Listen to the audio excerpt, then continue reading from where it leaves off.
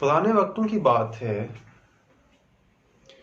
ایک شہنشاہ جو کہ پوری دنیا کو فتح کرنے کی نیت سے نکلا تھا، وہ مختلف ملکوں کو فتح کرتے ہوئے افریقہ کے ایک دور دراز کے دیہات تک جا پہنچا۔ بادشاہ کی نیت، شہنشاہ کی نیت تو اس دیہات کو فتح کرنے کی تھی، لیکن اس دیہات کے لوگوں کا رویہ بڑا ہی عجیب تھا۔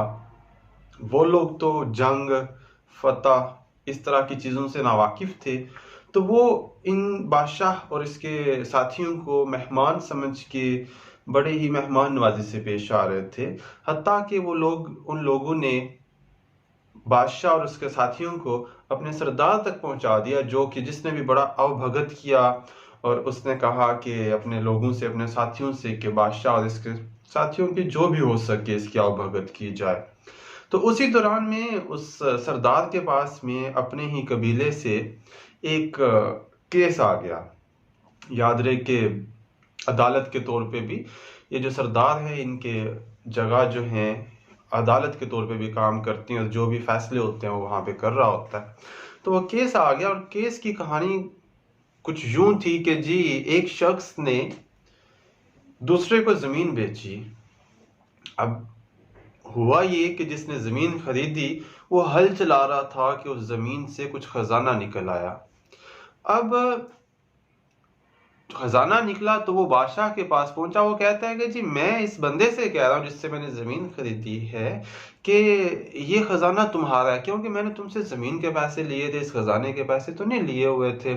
جبکہ وہ بندہ جس نے زمین بیچی تھی وہ کہہ رہا ہے کہ جی میں نے اس بندے کو زمین بیچ دی ہے، تو اب یہ زمین اس بندے کی ہو گئی، اب مجھے اس خزانے کی نہ تو ملکیت اور نہ ہی میں اس سے خزانہ لیتا ہوں۔ اب یہ کیس سن کے وہ بادشاہ، شہنشاہ کافی حیران پریشان، لیکن یہ کیا سین ہے، کس طرح کا کیس ہے؟ تو وہ دیکھتا رہا کہ بادشاہ کیا فیصلہ کرتا ہے، سردار جو ہے اس جگہ کا وہ کیا فیصلہ کرتا ہے۔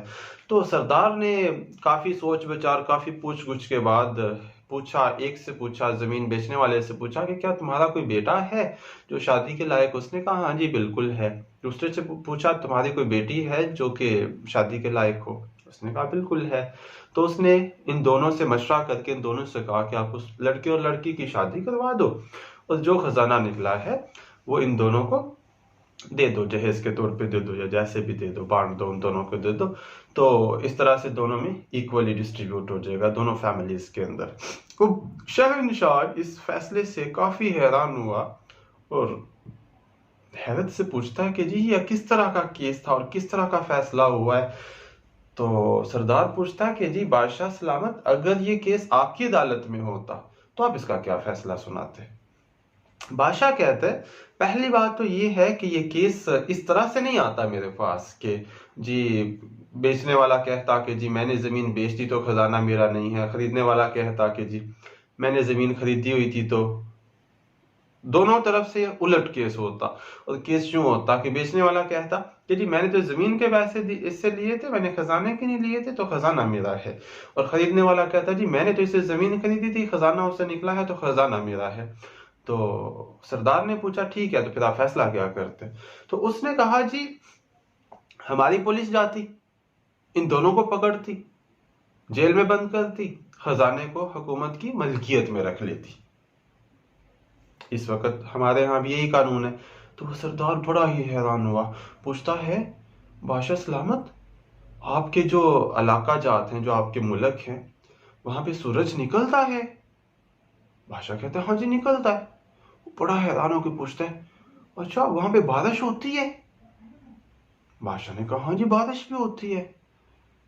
تو بڑا ایسے نا حیران سا ہو کے پھر پوچھتا ہے کیا وہاں پہ کوئی جانور، چرند پرند بستے ہیں، سبزہ، یہ چیزیں ہوتی ہیں؟ بادشاہ نے کہا ہاں جی ہوتی ہے۔ سردار نے ایسے ٹھنڈی سانس لی، ہو اچھا اب میں سمجھا۔ تو ان چرند پرند اور جانوروں کی وجہ سے وہاں سے بارش بھی ہوتی ہے اور وہاں پہ سورج بھی نکلتا ہے، اور نہ جس طرح کا انصاف ہے، نہ تو وہاں پہ بارش ہونی چاہیے اور نہ ہی سورج نکلنا چاہیے۔ تو یہی اس وقت واقعتاً ہمارے یہی حالات ہیں، ہمارے جو حالات ہیں، نہ تو اس وقت ہمیں سورج نکلنا چاہیے और ना ही हमारे आसपास बारिश होनी चाहिए।